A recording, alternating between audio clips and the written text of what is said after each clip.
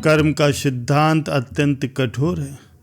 जहाँ अच्छे कर्म व्यक्ति के जीवन को प्रगति की दिशा में ले जाते हैं, वहीं बुरे कर्म उसे पतन की ओर ले जाते हैं। धर्म ग्रंथों के अनुसार मनुष्य को किए हुए शुभ या अशुभ कर्मों का फल एक दिन अवश्य भोगना पड़ता है। इसलिए भगवान श्री कृष्ण ने गीता में कर्म को प्रधानता देते हुए यहाँ तक स्पष्ट कर दिया है कि व्यक्ति की जीवन यात्रा जहाँ से छूटती है, अगले जन्म में वो फिर वहीं से आरंभ होती है। कर्म के इसी सिद्धांत को सरलता से समझने के लिए आइए जानते हैं कर्मों के प्रकार और कर्म फलों के बारे में। प्यारे सज्जनों, कर्म 3 प्रकार के होते हैं: क्रियमाण कर्म, संचित कर्म और प्रारब्ध कर्म। पहला है संचित कर्म।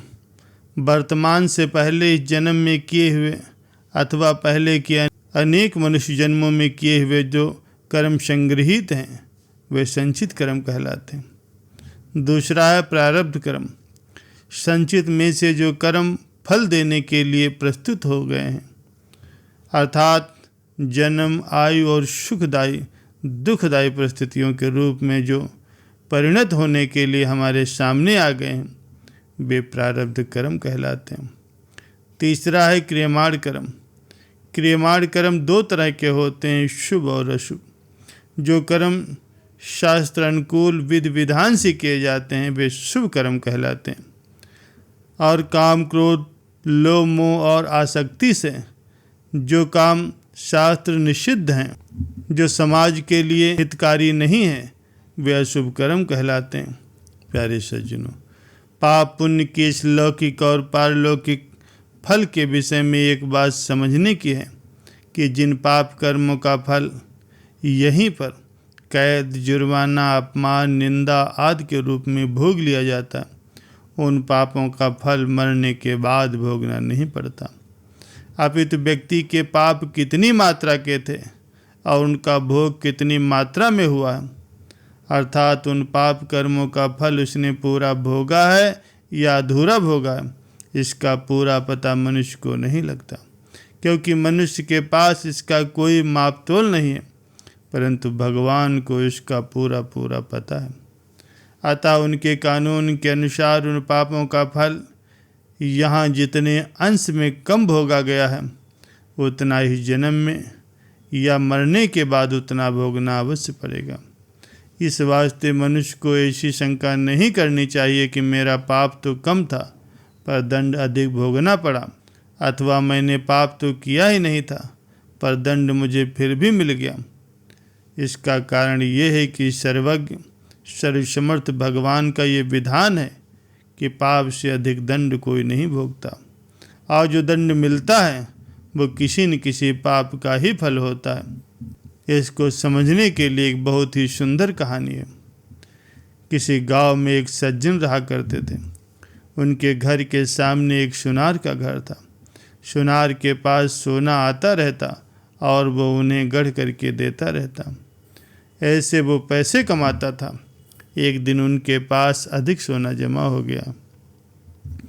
रात्रि में पहरा देने वाले सिपाही को इस बात का पता लग गया, तो उस पहरेदार ने रात्रि में ही उस सुनार को मार दिया और जिस बक्से में सोना था और उसे उठा करके वो चल दिया। इसी बीच सामने रहने वाले एक सज्जन लघुशंका के लिए उठकर बाहर आए। उन्होंने पहरेदार को बक्सा लेकर के देखा तो उसे पकड़ लिया और कहने लगे, तो इस बक्से को कैसे ले जा रहा? तो पहरेदार ने कहा, चुप रह, हल्ला मत कर, इसमें जो कुछ भी है आधा तू ले ले, आधा मैं ले लेता हूँ। सज्जन बोले, मैं कैसे ले लूँ, मैं चोर थोड़े हूँ। पहरेदार ने कहा, देख तो मेरी बात मान ले, नहीं तो दुख पाएगा। पर वे सज्जन नहीं माने। तब पहरेदार ने बक्सा नीचे रख दिया और उस सज्जन को पकड़कर जोर जोर से सीटी बजाने लगा और चिल्लाने लगा। सीटी की आवाज़ सुन करके पहरा लगाने वाले और सिपाही वहाँ पर दौड़ के आ गए। उसने सबसे कहा, इस घर से ये सज्जन बक्सा लेकर के आए हैं, अब मैंने इनको पकड़ लिया है। तब सिपाहियों ने घर में घुस करके देखा तो सुनार वो मरा पड़ा था। उन्होंने उस सज्जन को पकड़ लिया और कानून के हवाले कर दिया। जज के सामने बहस हुई तो उस सज्जन ने कहा, मैंने उस सुनार को नहीं मारा, उस पहरेदार सिपाही ने मारा है। सब सिपाही आपस में मिले हुए थे। उन्होंने कहा, नहीं, इसी ने मारा है, हमने रात्रि में इसे खुद पकड़ा। प्यारे सज्जनों, मुकदमा चला। चलते चलते अंत में उस सज्जन के लिए फांसी का हुक्म हुआ।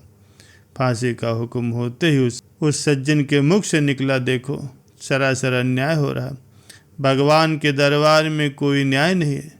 मैंने मारा नहीं और मुझे दंड मिला, और जिसने मारा है वो बेदाग छूट गया, जुर्माना भी नहीं, ये तो अन्याय है। उसकी बात का जज पर असर हुआ कि वास्तव में ये कहीं सच तो नहीं बोल रहा, इसकी जांच होनी चाहिए। ऐसा विचार करके उस जज ने एक षड्यंत्र रचा।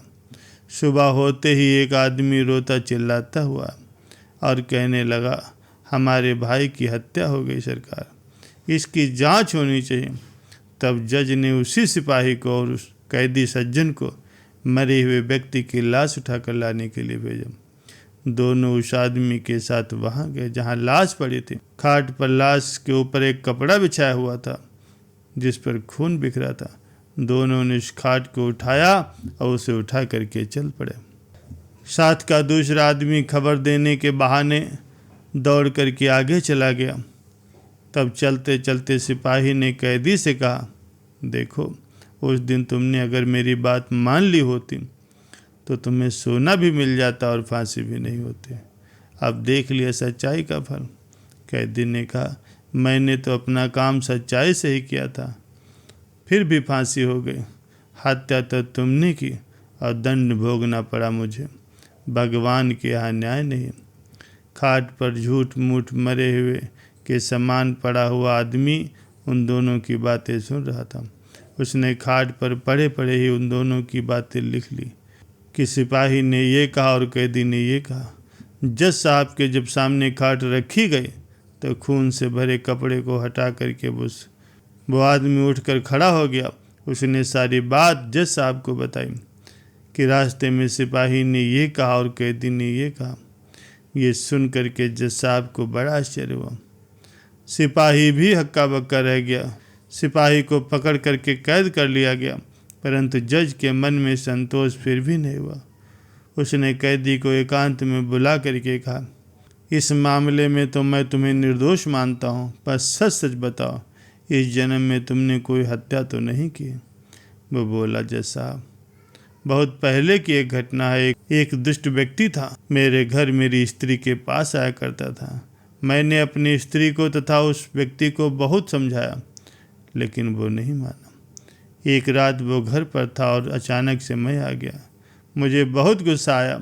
मैंने तलवार से उसका गला काट दिया और घर के पीछे जो नदी है उसमें फेंक दिया। इस घटना का पता किसी को नहीं लगा। ये सुनकर के वो जज बोला, इसीलिए तुमको भी फांसी होगी। मैंने भी यही सोचा था कि मैंने जीवन में कभी किसी से रिश्वत नहीं खाई, कभी बेईमानी नहीं की, फिर मेरे हाथ से एक निर्दोष को फांसी का हुक्म कैसे हो गया? अब जाकर के मुझे संतोष हुआ। उसी पाप का फल तुम्हें भी भोगना पड़ेगा और सिपाही को अलग से फांसी होगी। प्यारे सज्जनों, उस सज्जन ने चोर को पकड़वा करके अपने कर्तव्य का पालन किया था, फिर भी उसको दंड मिला। यह उसके कर्तव्य पालन का फल नहीं, अपितु उसने पहले जो हत्या की थी उस हत्या का फल है। कर्तव्य का पालन करने के कारण उस पाप का फल उसको यही मिल गया। परलोक के भयंकर दंड से उसको छुटकारा मिल गया। कारण ये है कि इस लोक में जो दंड भोग लिया जाता है उसका थोड़े से ही छुटकारा हो जाता है, थोड़े से ही शुद्धि हो जाती है, नहीं तो परलोक में बड़ा भयंकर दंड भोगना पड़ता है। इस कहानी से हमें यही सीख मिलती है कि मनुष्य के कब किए गए पापों का फल कब मिलेगा इसका कुछ पता नहीं। ये भगवान का बहुत विचित्र विधान है। जब तक पुराने पुण्य प्रबल रहते हैं तब तक उग्र पापों का फल तत्काल नहीं मिलता, और जब पुराने पुण्य खत्म हो जाते हैं तब उस पाप की बारी आती है। पापों के फल का दंड तो भोगना ही पड़ता है, फिर चाहे जन्म में भोगो या फिर अगले जन्मों में।